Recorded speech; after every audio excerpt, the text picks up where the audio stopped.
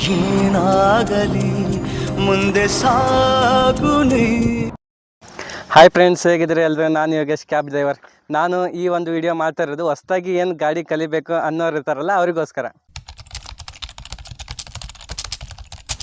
ಸಾಮಾನ್ಯವಾಗಿ ಹೊಸದಾಗಿ ಡ್ರೈವಿಂಗ್ ಕಲಿಯೋರು ನಾನು ಡ್ರೈವಿಂಗ್ ಸ್ಕೂಲಿಗೆ ಹೋಗಿ ಕಲಿಬೋದು, ಇಲ್ಲ ನಮ್ಮ ರಿಲೇಟಿವ್ಸು, ನಮ್ಮ ಚಿಕ್ಕಪ್ಪ ದೊಡ್ಡಪ್ಪ ಯಾರೋ ನಮ್ಮ ರಿಲೇಟಿವ್ಸ್ ಹತ್ರ ಗಾಡಿ ಇದೆ, ಆ ಗಾಡಿಯಿಂದ ನಾನು ಕಲಿಬೋದು, ಇಲ್ಲ ನಮ್ಮ ಫ್ರೆಂಡ್ಸ್ ಹತ್ರ ಇರೋ ಕಾರಿಂದ ನಾವು ಕಲಿಬೋದು ಅಂದ್ಕೊಳ್ಳೋದೆಲ್ಲ ಒಂದು ತಪ್ಪು ಕಲ್ಪನೆ ಅಷ್ಟೇ. ಅದು ಅಲ್ಲಿ ನಾವು ಕಂಪ್ಲೀಟಾಗಿ ಕಲಿಯೋಕ್ಕಾಗಲ್ಲ. ನಾನಿವಾಗ ವಿಡಿಯೋ ಮಾಡ್ತಾ ಇರೋ ಉದ್ದೇಶನೇ ನೀವು ಕೂತ್ಕೊಂಡಲ್ಲೇ ಇದ್ರ ಬಗ್ಗೆ ಎಲ್ಲ ಮಾಹಿತಿ ತಿಳ್ಕೊಂಡು ಕಾರ್ ಓಡಿಸೋದು ಹೆಂಗಂತ ಕಲಿಬೋದು. ಹೊಸದಾಗಿ ಗಾಡಿ ಕಲಿಯೋರು, ಈಗ ಬೇರೆಯವರು ಒಬ್ಬರು ಗಾಡಿ ಸಿಕ್ತು ಅಂದರೆ ನಮಗೆ ಕಂಪ್ಲೀಟಾಗಿ ಕಲಿಯೋಕ್ಕಾಗಲ್ಲ, ಯಾಕಂದರೆ ರಿಸ್ಟ್ರಿಕ್ಷನ್ಸ್ ಇರುತ್ತೆ, ಅವ್ರ ಜೊತೆಗಿರ್ತಾರೆ. ನೀವು ಎಲ್ಲಿವರೆಗೂ ಗಾಡೀಲಿ ಒಬ್ಬರೇ ಕೂತ್ಕೊಂಡು ಪ್ರಾಕ್ಟೀಸ್ ಮಾಡಲು ಅಲ್ಲಿವರೆಗೂ ಡ್ರೈವಿಂಗ್ ಬರೋಲ್ಲ. ಇವಾಗ ನಾನು ಹೇಳೋ ಈ ಕಾರ್ ಕಲಿಯೋ ಟ್ರಿಕ್ಸು ಮತ್ತು ಟಿಪ್ಸ್ನ ತಿಳ್ಕೊಳ್ಳಿ, ನೀವು ಮನೇಲಿ ಕೂತ್ಕೊಂಡೇ ಕಾರ್ ಓಡಿಸೋದು ಹೆಂಗೆ ಅನ್ನೋದನ್ನ ಕಲಿಬೋದು. ನಾನು ಚಾಲೆಂಜ್ ಮಾಡಿ ಹೇಳ್ತೀನಿ, ನಾನು ಹೇಳೋ ಈ ಟ್ರಿಕ್ಸು ಮತ್ತು ಟಿಪ್ಸ್ನ ಫಾಲೋ ಮಾಡಿ ನೀವು ಒಂದೇ ವಾರದಲ್ಲಿ ಗಾಡಿನ ತೊಗೊಂಡು ಹೈವೇಗೆ ಹೋಗಿ ಆರಾಮಾಗಿ ಓಡಿಸ್ಬೋದು. ಬನ್ನಿ ಹಾಗಾದರೆ ಕಾರ್ ಚಲಾಯಿಸೋದ್ರ ಬಗ್ಗೆ ಸಂಪೂರ್ಣವಾಗಿ ತಿಳ್ಕೊಳ್ಳೋಣ.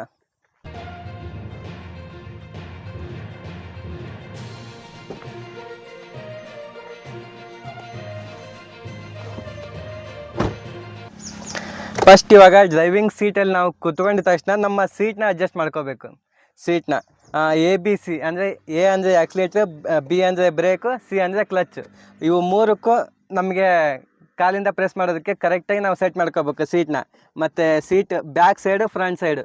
ಇತ್ತೀಚಿನ ಗಾಡಿಗಳಲ್ಲೆಲ್ಲ ಸೀಟ್ ಹೈಟ್ ಅಡ್ಜಸ್ಟ್ಮೆಂಟು ಮತ್ತು ಡೌನ್ ಅಡ್ಜಸ್ಟ್ಮೆಂಟ್ ಫೀಚರ್ಸ್ ಕೂಡ ಬಂದಿದೆ.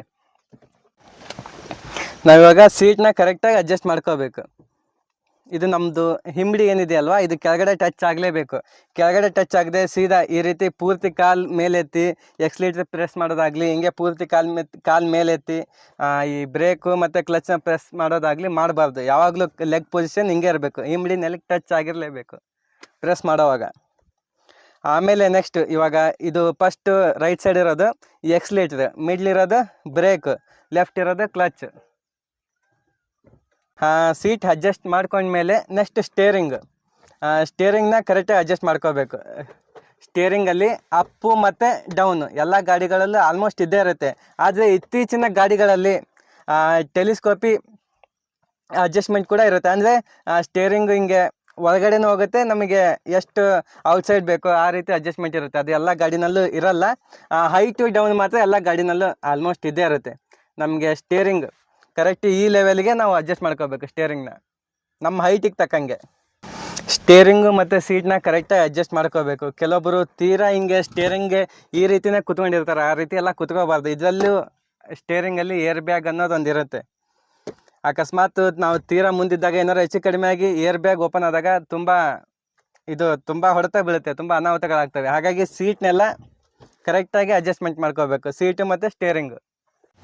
ನಾವು ಸೀಟು ಮತ್ತು ಸ್ಟೇರಿಂಗ್ನ ಕರೆಕ್ಟಾಗಿ ಅಡ್ಜಸ್ಟ್ಮೆಂಟ್ ಮಾಡ್ಕೊಂಡು ಈ ಸೀಟಲ್ಲಿ ಕುತ್ಕೊಂಡಿದ್ದೀವಿ ಅಂದರೆ ನಮಗೆ ಕಂಪ್ಲೀಟಾಗಿ ಜಡ್ಜ್ಮೆಂಟ್ ಗೊತ್ತಾಗಬೇಕು. ಇವಾಗ ಮುಂದ್ಗಡೆ ಇರೋ ಬಾನೆಟ್ ನೋಡಿ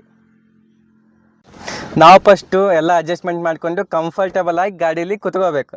ಇವಾಗ ಮನೆ ಮುಂದೆನೇ ಗಾಡೀಲಿ ಆರಾಮಾಗಿ ಕುತ್ಕೊಂಡು ಯಾವುದೇ ಟೆನ್ಷನ್ ಇಲ್ದೇ ಗಾಡಿ ಕಲಿಬೋದು. ಬನ್ನಿ ಗಾಡೀಲಿ ಕುತ್ಕೊಳ್ಳಿ, ಯಾವುದೇ ಕಾರಣಕ್ಕೂ ಟೆನ್ಷನ್ ಮಾಡ್ಕೋಬೇಡಿ.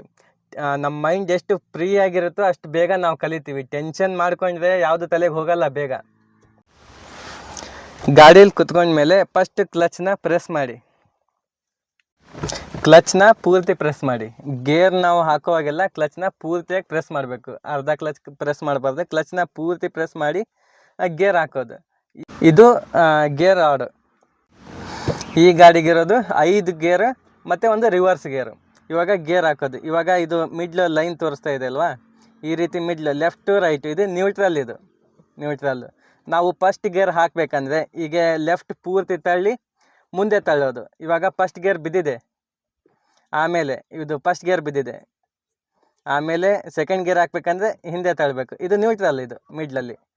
ಆಮೇಲೆ ಮತ್ತೆ ತಿರ್ಗಾ ಲೆಫ್ಟಲ್ಲೇ ತಳ್ಳಿ ಹಿಂದೆ ತಳ್ಳಬೇಕು. ಇವಾಗ ಸೆಕೆಂಡ್ ಗೇರ್ ಬಿತ್ತು. ಆಮೇಲೆ ಥರ್ಡ್ ಗೇರ್ ಹಾಕ್ಬೇಕಂದ್ರೆ ಈಗ ಇದು ಗೇರ್ನ ಮಿಡ್ಲಲ್ಲಿ ಬಿಟ್ಬಿಡ್ಬೇಕು.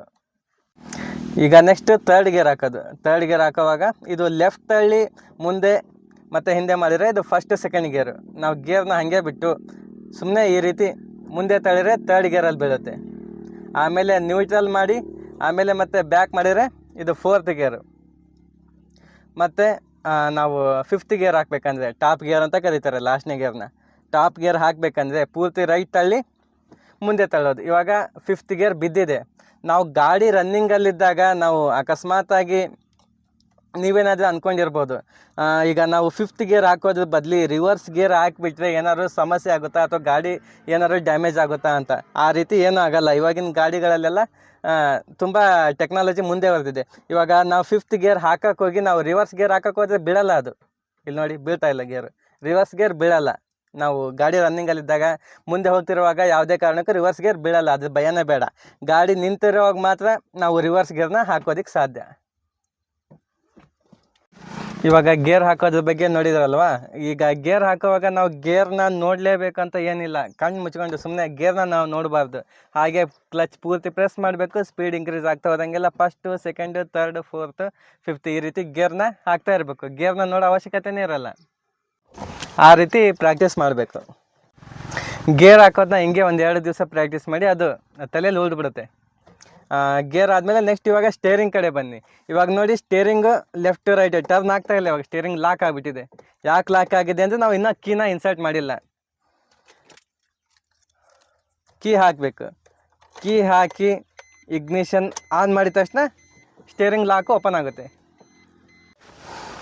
ಇವಾಗ ನೆಕ್ಸ್ಟ್ ಇಗ್ನಿಷನ್ ಆನ್ ಆಗಿದೆ. ಇವಾಗ ಗಾಡಿನ ಸ್ಟಾರ್ಟ್ ಮಾಡೋದು. ಕ್ಲಚ್ನ ಪೂರ್ತಿ ಪ್ರೆಸ್ ಮಾಡಿ ಕೀನ ಆನ್ ಮಾಡಿದರೆ ಗಾಡಿ ಸ್ಟಾರ್ಟ್ ಆಗುತ್ತೆ. ಒಂದೊಂದು ಗಾಡೀಲಿ ಏನಿರುತ್ತೆ, ಮುಂಚೆ ಗಾಡಿ ಎಲ್ಲ ಕ್ಲಚ್ ಪ್ರೆಸ್ ಮಾಡಿಲ್ಲ ಅಂದರೆ ಸ್ಟಾರ್ಟ್ ಆಗ್ತಾ ಇತ್ತು. ಅಂದರೆ ಇತ್ತೀಚಿನ ಗಾಡಿ ಎಲ್ಲ ಕ್ಲಚ್ ಪ್ರೆಸ್ ಮಾಡಿದ್ರೇ ಗಾಡಿ ಸ್ಟಾರ್ಟ್ ಆಗೋದು. ಇವಾಗ ಗಾಡಿ ಸ್ಟಾರ್ಟ್ ಆಯಿತು. ಇವಾಗ ಗಾಡಿ ಸ್ಟಾರ್ಟ್ ಆಗಿದೆ.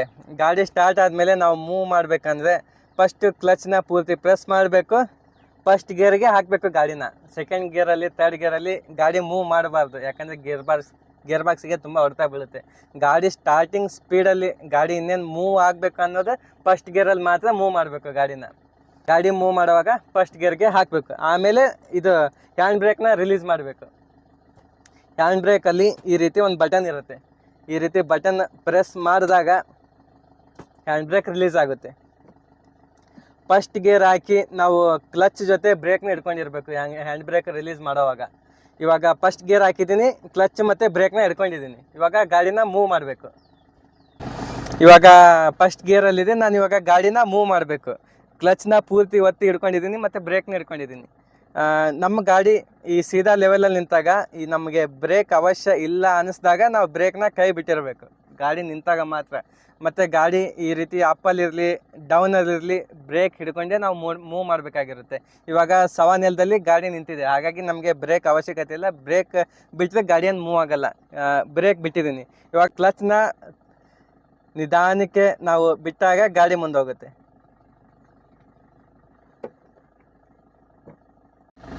ಕ್ಲಚ್ ಪ್ರೆಸ್ ಮಾಡಿ 1st ಗೇರ್ ಹಾಕಿ ನಿಧಾನಕ್ಕೆ ಕ್ಲಚ್ ರಿಲೀಸ್ ಮಾಡಿದಾಗ ಗಾಡಿ ಮುಂದೆ ಹೋಯಿತು. ಇವಾಗ ನಾವು ರಿವರ್ಸಿಗೆ ಬರಬೇಕಂದ್ರೆ ಅವಾಗಾದರೆ ಅಷ್ಟೇ, ಕ್ಲಚ್ ಪೂರ್ತಿ ಪ್ರೆಸ್ ಮಾಡೋದು, ರಿವರ್ಸ್ ಗೇರ್ಗೆ ಹಾಕೋದು, ನಿಧಾನಕ್ಕೆ ಬಿಡಬೇಕು. ಕ್ಲಚ್ನ ನಿಧಾನಕ್ಕೆ ಬಿಡಬೇಕು. ಇವಾಗ ರಿವರ್ಸ್ ಬರುತ್ತೆ. ಹೊಸದಾಗಿ ತುಂಬ ಜನ ಏನು ಮಿಸ್ಟೇಕ್ ಮಾಡ್ತಾರೆ ಅಂದರೆ ಗಾಡಿನ ಮೂವ್ ಮಾಡುವಾಗ ಕ್ಲಚ್ನ ಹಿಂಗೆ ಸಡನ್ಲಿ ಬಿಟ್ಬಿಡ್ತಾರೆ. ಆ ರೀತಿ ಬಿಡಲೇಬಾರ್ದು. ಹಿಂಗೆ ಸಡನ್ಲಿ ಬಿಟ್ಟರೆ ಗಾಡಿ ಆಫ್ ಆಗಿಬಿಡುತ್ತೆ. ಕ್ಲಚ್ನ ನಿಧಾನಕ್ಕೆ ಬಿಡಬೇಕಷ್ಟೇ. ನಿಧಾನಕ್ಕೆ ಬಿಟ್ಟರೆ ಮೂವ್ ಆಗುತ್ತೆ. ಹಿಂಗೆ ಕ್ಲಚ್ ಮೇಲೆ ಕಾಲಿಟ್ಟಿರ್ತೀವಲ್ವ, ಹಿಂಗೆ ಸಡನ್ಲಿ ತೆಗೆದು ಬಿಡಬಾರ್ದು. ನಿಧಾನಕ್ಕೆ ತೆಗೆದ್ರೆ ಗಾಡಿ ಮೂವ್ ಆಗುತ್ತೆ. ಸಡನ್ಲಿ ತೆಗೆದ್ರೆ ಗಾಡಿ ಆಫ್ ಆಗಿಬಿಡುತ್ತೆ. ಹೊಸದಾಗಿ ಗಾಡಿ ಕಲಿಯೋರು ಮಿಸ್ಟೇಕ್ ಮಾಡೋದೇ ಇಲ್ಲಿ. ಅಕಸ್ಮಾತ್ ನಿಮಗೆ ಯಾರಾದರೂ ಗಾಡಿ ಕೊಟ್ಟಿರ್ತಾರೆ, ಮೂವ್ ಮಾಡೋವಾಗ ಏನು ಎಡಿಟ್ ಮಾಡ್ಕೊಳ್ತಾರೆ ಅಂದರೆ ಕ್ಲಚ್ನ ಸಡನ್ಲಿ ಬಿಟ್ಬಿಡ್ತಾರೆ, ಗಾಡಿ ಆಫ್ ಆಗಿಬಿಡುತ್ತೆ. ಹೊಸದಾಗಿ ಕಲಿಯೋರು ಮಿಸ್ಟೇಕ್ ಮಾಡೋದೇ ಇಲ್ಲಿ. ಕ್ಲಚ್ ರಿಲೀಸ್ ಮಾಡೋವಾಗ ಸಡನ್ಲಿ ಬಿಟ್ಬಿಡ್ತಾರೆ. ಹಾಗಾಗಿ ರಿಲೇಟಿವ್ಸು, ಫ್ರೆಂಡ್ಸ್ ಯಾರಾದರೂ ನಿಮಗೆ ಗಾಡಿ ಕೊಟ್ಟಿರ್ತಿರಲ್ಲ, ಇನ್ನೊಂದ್ಸರಿ ಅವ್ರು ಕೊಡೋದಕ್ಕೆ ಹಿಂದೆ ಮುಂದೆ ನೋಡ್ತಾರೆ. ಕ್ಲಚ್ನ ಸಡನ್ಲಿ ರಿಲೀಸ್ ಮಾಡಿದಾಗ ಗಾಡಿ ಆಫ್ ಆಗಿಬಿಡುತ್ತೆ. ಆ ಮಿಸ್ಟೇಕ್ನ ಮಾಡ್ಕೋಬೇಡಿ. ಕ್ಲಚ್ನ ಆದಷ್ಟು ನಿಧಾನವಾಗಿ ಬಿಡಿ, ಗಾಡಿ ಮೂವ್ ಆಗುತ್ತೆ.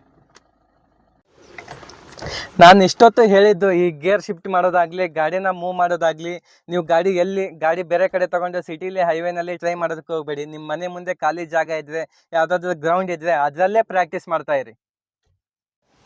ನಾನು ಇಲ್ಲಿವರೆಗೂ ಹೇಳಿದ್ದು ಗಾಡಿ ಮೂವ್ ಮಾಡೋದ್ರ ಬಗ್ಗೆ. ಕಂಪ್ಲೀಟಾಗಿ ಪ್ರಾಕ್ಟೀಸ್ ಮಾಡಿ. ಅಲ್ಲಿವರೆಗೂ ಗಾಡಿನ ಎಲ್ಲಿಗೂ ತೊಗೊಂಡು ಹೋಗಬೇಡಿ. ಬರೀ ಗಾಡಿ ಸ್ಟಾರ್ಟ್ ಮಾಡೋದು, ಗೇರ್ ಹಾಕೋದು, ಮೂವ್ ಮಾಡೋದು, ಇದೇ ಪ್ರಾಕ್ಟೀಸ್ ಮಾಡ್ತಾ ಇರಿ. ಎಲ್ಲಿವರೆಗೂ ಪ್ರಾಕ್ಟೀಸ್ ಮಾಡಬೇಕು ಅಂದರೆ ಕ್ಲಚ್ ರಿಲೀಸ್ ಮಾಡಿದ ತಕ್ಷಣ ಗಾಡಿ ಮೂವ್ ಆಗಬೇಕು, ಸಡನ್ಲಿ ಗಾಡಿ ಬಂದ್ ಆಗಬಾರ್ದು. ಆ ರೀತಿ ಎಲ್ಲಿವರೆಗೂ ನಿಮಗೆ ಪರ್ಫೆಕ್ಟ್ ಅನಿಸುತ್ತೆ ಗಾಡಿ ಮೂವ್ ಆಗೋದು ಮತ್ತು ರಿವರ್ಸ್ ಬಿಡೋದು, ಅಲ್ಲಿವರೆಗೂ ಪ್ರಾಕ್ಟೀಸ್ ಮಾಡ್ತಾನೆ ಇರಿ. ಇಷ್ಟು ನೀವು ಗಾಡಿ ಮೂವ್ ಮಾಡೋದನ್ನ ಪ್ರಾಕ್ಟೀಸ್ ಮಾಡಬೇಕು. ಇವಾಗ ನಾನು ಗಾಡಿ ಮೂವ್ ಮಾಡ್ತೀನಿ, ಗಾಡಿ ಮೂವ್ ಮಾಡೋ ಟೈಮಲ್ಲಿ ಗಾಡಿ ಏನು ಆಫ್ ಆಗಲ್ಲ, ನಾನು ಮೂವ್ ಮಾಡೋದು ಕಲಿತೆ ಅಂದ ತಕ್ಷಣ ನಾವು ಗಾಡೀಲಿ ಕೆಲವೊಂದು ಸ್ವಿಚಸ್ ನಾವು ತಿಳ್ಕೊಬೇಕು. ಗಾಡೀಲಿರೋ ಬಟನ್ಸ್, ಕೆಲವೊಂದು ಸ್ವಿಚಸ್ ಬಗ್ಗೆ ನಾವು ತಿಳ್ಕೊಲೇಬೇಕು. ಅವು ಯಾವ್ಯಾವ ಅಂತ ಇವಾಗ ನೋಡೋಣ. ನಮಗೆ ಗಾಡಿ ಮೂವ್ ಮಾಡೋದಕ್ಕೆ ಬಂದ ತಕ್ಷಣ ನಾವು ಗಾಡೀಲಿ ಕೆಲವೊಂದು ಸ್ವಿಚಸ್ ಬಗ್ಗೆ ನಾವು ತಿಳ್ಕೊಲೇಬೇಕು. ಅದರಲ್ಲಿ ಮೊದಲಿಗೆ ಇಂಡಿಕೇಟರ್ಸ್ ನಮ್ಮ ಗಾಡಿಯ ರೈಟ್ ಸೈಡಲ್ಲಿದೆ. ಮೊದಲಿಗೆ ಇಂಡಿಕೇಟರ್ ಬಗ್ಗೆ ತಿಳ್ಕೊಬೇಕು. ಇಂಡಿಕೇಟರ್ ತುಂಬ ಇಂಪಾರ್ಟೆಂಟ್. ನಾವು ಗಾಡಿ ಮೂವ್ ಮಾಡ್ತಿರ್ಬೇಕಾದ್ರೆ ನಾವು ಲೆಫ್ಟಿಗೆ ಹೋಗ್ತಾ ಇದ್ದೀವಿ ಅನ್ನೋ ಸೂಚನೆ ಹಿಂದೆ ಇರೋರಿಗೆ ತಿಳಿಬೇಕು. ಆ ರೀತಿ ಫಸ್ಟ್ ಇದು ಇಂಡಿಕೇಟರ್ ನಾಬ್ ಇದೆ. ಇಂಡಿಕೇಟರ್ನ ನಾವು ಸ್ಟೇರಿಂಗ್ ಹಿಡ್ಕೊಂಡೆ ಇಂಡಿಕೇಟರ್ ಯೂಸ್ ಮಾಡಬೇಕು.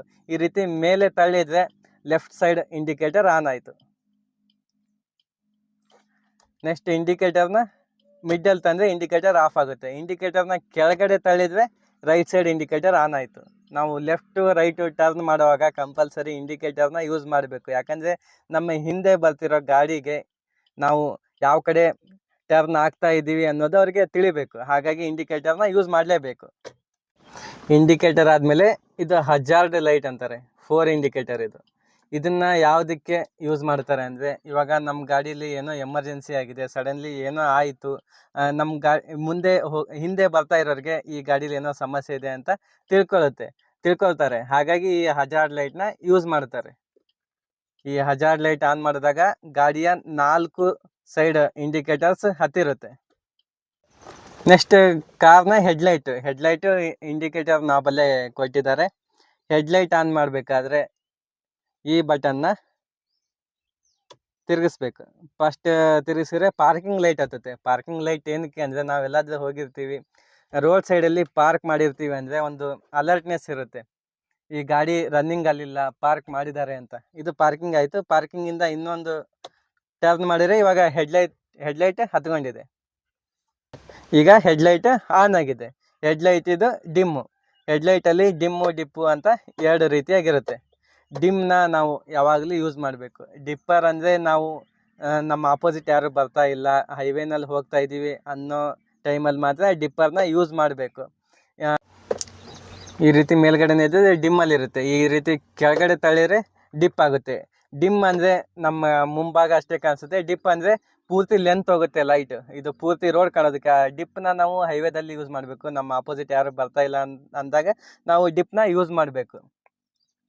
ಮತ್ತು ನಾವು ಸಿಟಿಲೇ ಇದ್ದೀವಿ, ನಮ್ಮ ಆಪೋಸಿಟ್ ಗಾಡಿಗಳು ಬರ್ತಿದ್ದಾವೆ ಅಂದಾಗ ನಾವು ಡಿಪ್ನ ಯೂಸ್ ಮಾಡಿದರೆ ಏನಾಗುತ್ತೆ, ಆಪೋಸಿಟ್ ಬರೋರಿಗೆ ಕಣ್ಣಿಗೆ ಬೆಳಕು ಜಾಸ್ತಿ ಬಿದ್ದು ತುಂಬ ತೊಂದರೆ ಆಗುತ್ತೆ. ಇತ್ತೀಚೆಗಂತೂ ಈ ಡಿಪ್ಪು ಇದ್ರ ಬಗ್ಗೆ ಮಾಹಿತಿನೇ ಗೊತ್ತಿಲ್ಲ ಅನಿಸುತ್ತೆ ಜನಗಳಿಗೆ. ಎಲ್ಲ ಟೈಮಲ್ಲೂ ಡಿಪ್ಪೇ ಯೂಸ್ ಮಾಡ್ತಾರೆ. ಆ ರೀತಿ ತಪ್ಪು ಮಾಡಬಾರ್ದು. ನೆಕ್ಸ್ಟ್ ಡಿಪ್ಪರ್, ಈ ರೀತಿ ಪ್ರೆಸ್ ಮಾಡೋದು ಬಿಡೋದು. ಈ ರೀತಿ ಡಿಪ್ಪರ್ ಮಾಡಿದಾಗ ಫೋಕಸ್ಲಿ ಲೈಟ್ ಆನ್ ಆಗಿರುತ್ತೆ. ಈ ರೀತಿ ಪ್ರೆಸ್ ಮಾಡಿದಾಗ ಆನ್ ಆಗಿರುತ್ತೆ, ಬಿಟ್ಟ ತಕ್ಷಣ ಆಫ್ ಆಗಿಬಿಡುತ್ತೆ. ಇದು ಯಾಕೆ ಇಂಡಿಕೇಟರ್ ಅಂದರೆ, ನಾವು ಒಂದು ಗಾಡಿನ ಓವರ್ಟೇಕ್ ಮಾಡ್ತಾ ಇದ್ದೀವಿ, ಇಲ್ಲ ನಮ್ಮ ಮುಂದೆ ಯಾವುದೋ ಒಂದು ಗಾಡಿ ಬರ್ತಾ ಇದೆ, ನಾವು ಈ ರೀತಿ ನಾವು ಪಾಸ್ ಆಗ್ತಾ ಇದ್ದೀವಿ ಅಂತ ಹಿಂಗೊಂದು ಸೂಚನೆ ಕೊಡೋದಕ್ಕೆ ಈ ಲೈಟ್ ಇದು. ಇವಾಗ ಇಂಡಿಕೇಟರ್ಸ್ ಹೆಡ್ಲೈಟ್ ಆಯ್ತಲ್ಲ, ಅಲ್ಲಿಂದ ಸ್ಟೇರಿಂಗ್ ಲೆಫ್ಟ್ ಸೈಡ್ ಇರೋ ಈ ನಾಬ್ ನೋಡಿ, ಇದು ವೈಪರ್ದು, ಗ್ಲಾಸ್ ವೈಪರ್ದು. ನೆಕ್ಸ್ಟು ಈ ವೈಪರ್ ತುಂಬಾ ಅವಶ್ಯಕ ಮಳೆ ಬರೋ ಟೈಮಲ್ಲಿ. ಅಂದರೆ ನಾವು ವೈಪರ್ ಆನ್ ಮಾಡುವಾಗ ಯಾವಾಗಲೂ ಫಸ್ಟ್ ವಾಟರ್ ಸ್ಪ್ರೇ ಮಾಡಿನೇ ವೈಪರ್ ಆನ್ ಮಾಡಿ. ಯಾಕಂದರೆ ಈ ಗ್ಲಾಸಲ್ಲಿ ಧೂಳೆಲ್ಲ ಕೂತ್ಕೊಂಡಿರುತ್ತೆ, ನಾವು ನೀರನ್ನ ಸ್ಪ್ರೇ ಮಾಡದೆ ಡೈರೆಕ್ಟಾಗಿ ವೈಪರ್ ಆನ್ ಮಾಡಿದರೆ ಸ್ಕ್ರ್ಯಾಚಸ್ ಬೀಳೋ ಸಾಧ್ಯತೆಗಳಿರುತ್ತೆ. ಈ ವೈಪರ್ ಇದೆಯಲ್ವಾ, ಇದನ್ನ ಹೀಗೆ ಪ್ರೆಸ್ ಮಾಡಿದರೆ ನೀರು ಬೀಳುತ್ತೆ ನೋಡಿ, ಇಲ್ಲಿ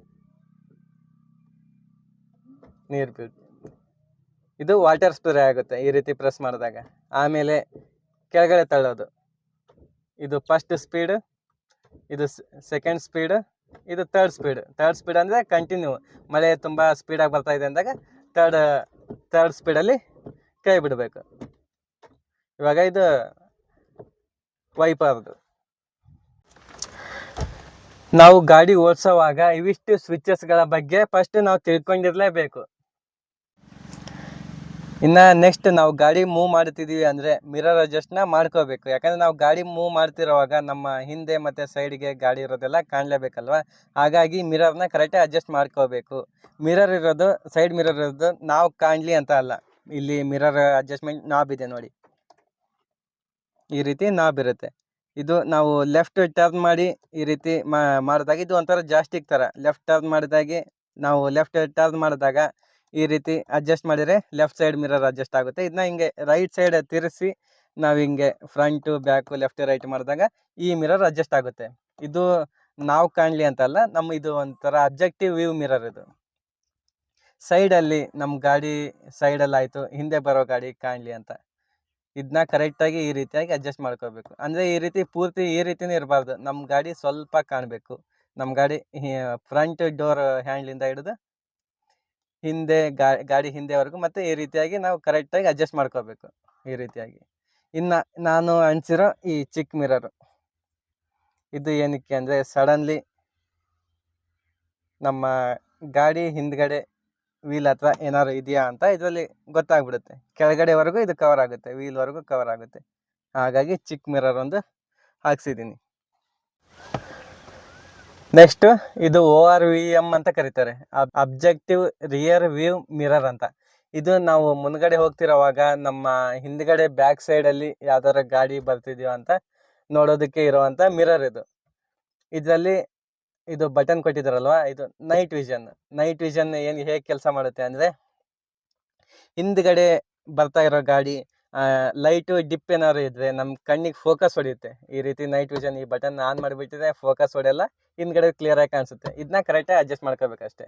ಇವು ಕೆಲವೊಬ್ರು ಏನು ಮಾಡ್ತಾರೆ, ನಾವು ಕಾಣಲಿ ಅಂತ ನಮ್ಮ ಮುಖ ನೋಡ್ಕೊಳ್ಳೋದಕ್ಕೆ ಇಟ್ಕೊಂಡಿರ್ತಾರೆ. ಆ ರೀತಿ ಅಲ್ಲ, ಇದು ಹಿಂದ್ಗಡೆ ಬರೋ ಗಾಡಿ ಕಾಣಲಿ ಅಂತ ಈ ಮಿರರ್ನ ಅಡ್ಜಸ್ಟ್ ಮಾಡ್ಕೋಬೇಕು ಕರೆಕ್ಟಾಗಿ. ನಾನು ಇಲ್ಲಿವರೆಗೂ ಹೇಳಿದ್ದನ್ನೆಲ್ಲ ನಾನು ಪ್ರಾಕ್ಟೀಸ್ ಮಾಡಿದೆ, ನಾನು ಮೂವ್ ಮಾಡೋಕೆ ಬಂತು, ಮತ್ತು ನಾನು ಹೇಳಿದ ಬಗ್ಗೆ ಎಲ್ಲ ತಿಳ್ಕೊಂಡೆ. ಇದೆಲ್ಲ ಆದಮೇಲೆ ನೆಕ್ಸ್ಟು ಡ್ರೈವಿಂಗ್ ಸೀಟಲ್ಲಿ ಕೂತ್ಕೊಂಡು ಫಸ್ಟ್ ಸೀಟ್ ಬೆಲ್ಟ್ ಹಾಕೊಳ್ಳಿ. ಸೀಟ್ ಬೆಲ್ಟ್ನ ಕಂಪಲ್ಸರಿ ಹಾಕೋರ್ಲೇಬೇಕು. ಸೀಟ್ ಬೆಲ್ಟ್ ಇಲ್ಲದೆ ಗಾಡಿ ಓಡಿಸೋದು ತಪ್ಪು. ನೆಕ್ಸ್ಟ್ ಗಾಡಿ ಸ್ಟಾರ್ಟ್ ಮಾಡಬೇಕು. ಹ್ಯಾಂಡ್ ಬ್ರೇಕ್ ಡೌನ್ ಮಾಡಬಾರ್ದು ಫಸ್ಟು, ಯಾಕಂದರೆ ಹ್ಯಾಂಡ್ ಬ್ರೇಕ್ ಡೌನ್ ಮಾಡಿದ್ರೆ ಮುಂದೆ ಹೋಗ್ಬಿಡುತ್ತೆ. ಹ್ಯಾಂಡ್ ಬ್ರೇಕ್ನ ಡೌನ್ ಮಾಡಬಾರ್ದು, ಫಸ್ಟ್ ಗಾಡಿ ಸ್ಟಾರ್ಟ್ ಮಾಡಬೇಕು. ಕ್ಲಚ್ ಪ್ರೆಸ್ ಮಾಡೋದು, ಗಾಡಿ ಸ್ಟಾರ್ಟ್ ಮಾಡೋದಾಯ್ತು. ಇವಾಗ ಗಾಡಿ ಸ್ಟಾರ್ಟ್ ಆಗಿದೆ. ಇವಾಗ ನೆಕ್ಸ್ಟ್ ಗಾಡಿನ ಮೂವ್ ಮಾಡೋದು. ಹ್ಯಾಂಡ್ ಬ್ರೇಕ್ನ ಇವಾಗಲೇ ಡೌನ್ ಮಾಡಬಾರ್ದು, ಕ್ಲಚ್ ಪ್ರೆಸ್ ಮಾಡಬೇಕು, ಫಸ್ಟ್ ಗೇರ್ಗೆ ಹಾಕಬೇಕು, ಆಮೇಲೆ ಹ್ಯಾಂಡ್ ಬ್ರೇಕ್ ಡೌನ್ ಮಾಡಿ ಗಾಡಿ ಮೂವ್ ಮಾಡಬೇಕು.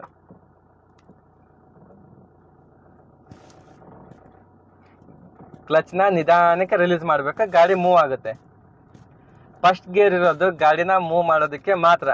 ಗಾಡಿ ಒಂದು 10ಕ್ಕಿಂತ ಜಾಸ್ತಿ ಸ್ಪೀಡಲ್ಲಿ ಹೋಗ್ತು ಅಂದರೆ ಮತ್ತೆ ಇವಾಗ ಕ್ಲಚ್ ಪ್ರೆಸ್ ಮಾಡಬೇಕು, ಸೆಕೆಂಡ್ ಗೇರ್ ಹಾಕಬೇಕು, ಸೆಕೆಂಡ್ ಗೇರಲ್ಲೇ ಮೂವ್ ಮಾಡಬೇಕು.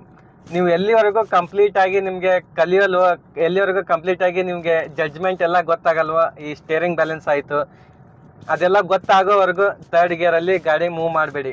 ಥರ್ಡ್ ಗೇರ್ ಹಾಕಲೇಬೇಡಿ, ಮತ್ತು 20ಕ್ಕಿಂತ ಜಾಸ್ತಿ ಸ್ಪೀಡಲ್ಲಿ ಹೋಗಲೇಬೇಡಿ. ಎಲ್ಲಿವರೆಗೂ ಅಂದರೆ ಇವಾಗ ಗಾಡಿ ಮೂವ್ ಮಾಡೋದಂತ ಗೊತ್ತಾಯಿತು, ನೆಕ್ಸ್ಟ್ ಸ್ಟೇರಿಂಗ್ ಬ್ಯಾಲೆನ್ಸ್ ಒಂದು ಗೊತ್ತಾಗಬೇಕಲ್ವಾ. ಇವಾಗ ನಾನು ಗಾಡಿ ಓಡಿಸ್ತಾ ಇದ್ದೀನಿ, ಲೆಫ್ಟು ಮತ್ತು ರೈಟ್ ವೈಟ್ ಪಟ್ಟಿ ಇದೆ. ಇದು ಜಡ್ಜ್ಮೆಂಟ್ ನಮಗೆ ಗೊತ್ತಾಗಬೇಕು, ಸ್ಟೇರಿಂಗ್ ಬ್ಯಾಲೆನ್ಸ್ ಗೊತ್ತಾಗಬೇಕು. ನೆಕ್ಸ್ಟ್ ನಾನು ಯಾಕೆ 20ಕ್ಕಿಂತ ಜಾಸ್ತಿ ಸ್ಪೀಡ್ ಹೋಗಬೇಡಿ ಮತ್ತು ಮೂರನೇ ಗೇರ್ ಹಾಕಬೇಡಿ ಅಂತ ಹೇಳಿದೆ ಅಂದರೆ, ಇವಾಗ ನಮ್ಗೆ ಕಂಪ್ಲೀಟಾಗಿ ಸ್ಟೇರಿಂಗ್ ಬ್ಯಾಲೆನ್ಸ್ ಗೊತ್ತಾಗಬೇಕು. ಯಾಕಂದರೆ ಇವಾಗ ನಮ್ಮ ಮುಂದೆ ಗಾಡಿ ಬರ್ತಾ ಇದೆ, ಅದಂತೂ ಸೀದಾ ನಮಗೆ ಆಪೋಸಿಟ್ ರೋಡಲ್ಲೇ ಬರ್ತಾ ಇದೆ, ನಮಗೆ ಜಡ್ಜ್ಮೆಂಟ್ ಗೊತ್ತಾಗಬೇಕಲ್ವಾ. ಸಡನ್ಲಿ ಲೆಫ್ಟ್ ನಾವು ಟರ್ನ್ ಮಾಡಿದ್ರೆ ಸೀದಾ ಕೆಳಗಡೆ ಹೋಗ್ತೀವಿ ರೋಡ್ ಬಿಟ್ಟು. ಹಾಗಾಗಿ ಈ ಜಡ್ಜ್ಮೆಂಟ್ ನಮಗೆ ಲೆಫ್ಟು ರೈಟು ಸ್ಟೇರಿಂಗ್ ಜಡ್ಜ್ಮೆಂಟ್ ಕಂಪ್ಲೀಟಾಗಿ ನಮಗೆ ಗೊತ್ತಾಗೋವರೆಗೂ ನಾವು 20ಕ್ಕಿಂತ ಜಾಸ್ತಿ ಸ್ಪೀಡಲ್ಲಿ ಹೋಗಬಾರ್ದು, ಮತ್ತು ಥರ್ಡ್ ಗೇರ್ ಯೂಸ್ ಮಾಡಬಾರ್ದು. ಸೆಕೆಂಡ್ ಗೇರಲ್ಲೇ ಪ್ರಾಕ್ಟೀಸ್ ಮಾಡಬೇಕು. ನಾನು ಆಲ್ಮೋಸ್ಟ್ ಗಾಡಿ ಮೂವ್ ಮಾಡೋದ್ರ ಬಗ್ಗೆ ಕಂಪ್ಲೀಟಾಗಿ ನಾನು ತಿಳಿಸಿದ್ದೀನಿ. ಇದರಲ್ಲಿ ಏನಾದರೂ ಕೆಲವೊಂದು ಡೌಟ್ಸ್ಗಳಿದ್ರೆ ಕಮೆಂಟ್ ಮಾಡಿ, ನಾನು ಅದಕ್ಕೆ ಆನ್ಸರ್ ಮಾಡ್ತೀನಿ. ಹಾಗೆ ನಿಮಗೆಲ್ಲ ಈ ವಿಡಿಯೋ ಇಷ್ಟ ಆಗಿದೆ ಅನ್ಕೊಳ್ತೀನಿ. ಇಷ್ಟ ಆಗಿದ್ರೆ ಲೈಕ್ ಮಾಡಿ, ಶೇರ್ ಮಾಡಿ. ಹಾಗೆ ಇನ್ನೂ ಯಾರು ನನ್ನ ಚಾನಲ್ನ ಸಬ್ಸ್ಕ್ರೈಬ್ ಮಾಡ್ಕೊಳ್ದೆ ವಿಡಿಯೋ ನೋಡ್ತಾ ಇದ್ದೀರಾ ಅವರೆಲ್ಲ ಸಬ್ಸ್ಕ್ರೈಬ್ ಮಾಡ್ಕೊಂಡು ನೋಡಿ. ಹಾಗೆ ಪಕ್ಕದಲ್ಲಿರೋ ಬೆಲ್ ಐಕಾನ್ ಕೂಡ ಪ್ರೆಸ್ ಮಾಡಿ.